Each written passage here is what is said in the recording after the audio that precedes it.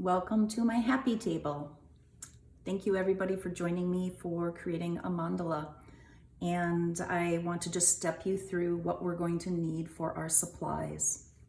To begin, we have a 15 by 15 piece of watercolor paper that I created from a 30 by 22 Canson watercolor paper. I trimmed the 30 down to 15 and then trimmed the excess off of that sheet, which actually allowed me to have a separate piece that I can do practicing on. So that's a wonderful use for that extra paper. You're going to want to have a rag or paper towel or both. A pencil, either mechanical or a regular pencil. If you have a regular pencil, make sure you have some sort of pencil sharpener to keep the tip sharp. A compass, a clean eraser such that when you erase a line, no mar is left on the paper. A spoon that's going to help you add the desired amount of water to your mix of paint and water.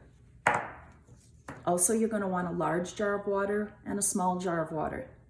I keep them separate because it helps me know that the large jar is the one where I'm gonna mix off my paint, clean my brush, and the other jar is kept only clear except when I make mistakes and accidentally use it, and that's gonna be used to paint a field of water that will then go in and add paint to. Mixing caps. You don't need to make a special purchase.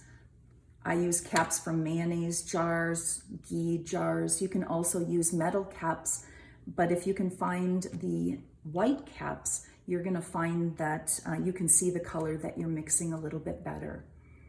I also have an array of salts. When I did the mandala that you've seen the finished example of here, this one was created with a grinder. I had pink Himalyan salt in here and I just ground that to create the effect.